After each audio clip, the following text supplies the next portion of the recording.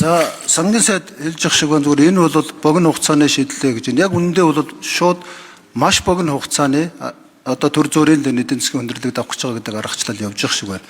За тэр учраас амлсан ёсоор тэр татврын багц хуулийг оруулж ирж энэ бодит татврыг нэрсэн татвартай ойртуулах бодлого явуулах зайлшгүй шаардлага байгаа. Ер нь нөгөө нүдэ онохгүй гэдэг шиг одоо татврын ачааллыг бууруулъя гэд ярихлаар яг эцсийн татвар төлөгчийн буруу тодорхойлоод хөнгөлөлт чөлөөлт өгдөг. Эсвэл тэр одоо жижиг дундаж зохион нэгжүүлэлгүй хандчдаг. Энэ татврын ачаалал бизнесийн орчин гэдэг чинь бол дундаж болон өсөж яваа. Тэгээ ихээхэн татвар төлдөг байгууллагуудаа хүндрэл учирч байгаа. Тэр байгууллагуудыг л олон болгоё тэтгэе гэдэг юм бодлого шүү дээ.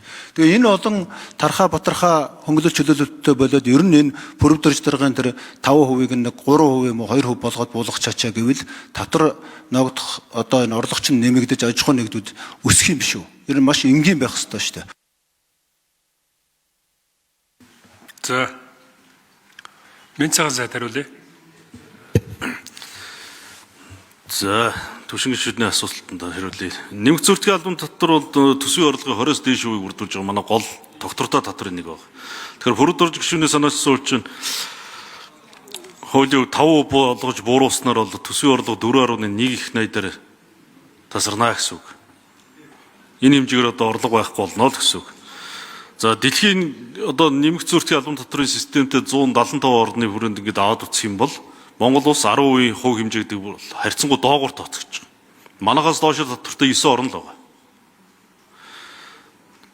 Олон улсын валютын санхүүгийн зүгээс ч гэсэн одоо ер нь энэ нэмэгц зөрчлийн албан татврын хэмжээг бол одоо буулгах нь буруу зөвлөхөөс гадна та бол одоо өчигдөр байхад нөгөө Шри-Ланкийн жишээ ярьж ирсэн.